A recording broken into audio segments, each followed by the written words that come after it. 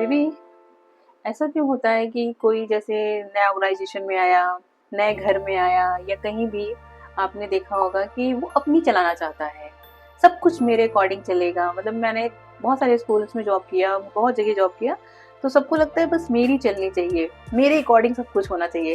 क्या ये हमेशा के लिए रहता है या फिर उनकी थॉट्स कैसे हैं, कैसे लोग होते हैं वो? देखिए, जो मैं बात बोलने जा रहा हूँ, ये बात सुन के शायद बहुत सारे लोग जो चार कुर्सी पे बैठते हैं उनके पहिए या उनके पैर हिल जाने वाले हैं। लेकिन आप इसको अदरवाइज ना लें। I am talking about the fact that no one is the god. Yes, आप भगवान नहीं। और ये सिर्फ किसी ऑर्गेनाइजेशन के लिए नहीं, चाहे वो फैमिली हो, कोई ऑर्गेनाइजेशन हो, गवर्नमेंट हो, कोई इंस्टीट्यूट हो, आपकी सोसाइटी का एओए हो, आरडब्ल्यूए हो, व्हाटएवर।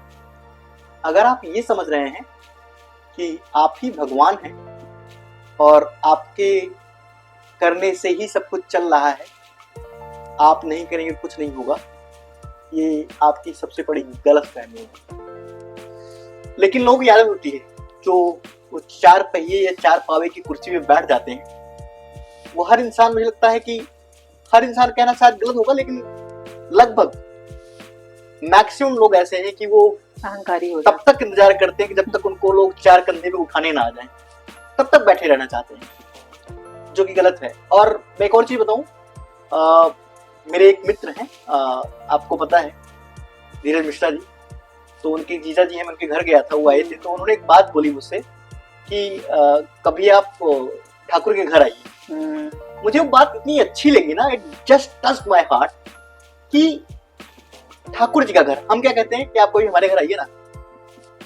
आज जहां हम बैठे हुए हैं, ये जमीन कल किसी और की थी, आज हमारा है, कल किसी और का होगा और परसों किसी और का होगा। बट फिर भी और अगर ये सच्चाई हम एक्सेप्ट कर लें, तो शायद जो आपका सवाल था, इस सवाल का स्कोप ही नहीं बचेगा।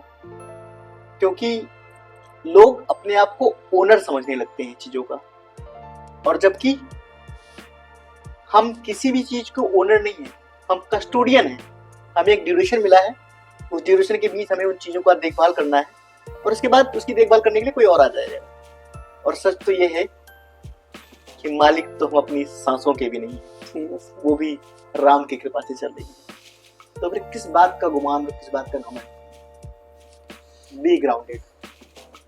क्योंकि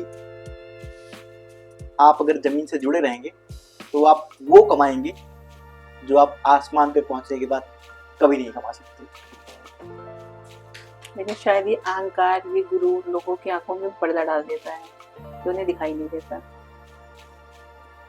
ये फैक्ट है, और ये डिस्कशन भी हम इसीलिए कर रहे हैं, ये वीडियो भी इसीलिए बना रहे हैं कि शायद जिनकी आंखों के ऊपर एक और परत, जिनके रेटिना के ऊपर एक और परत चढ़ गई है, क्योंकि आप भी साइंस को, मैं भी साइंस बैकग्राउंड का हूँ, तो साइंस वाले ज्यादा अच्छे से समझ पाएंगे कि जिनके रेटिना के ऊपर एक और रेटिना पड़ गई है जो कि इनविजिबल है, उसको हटाइए।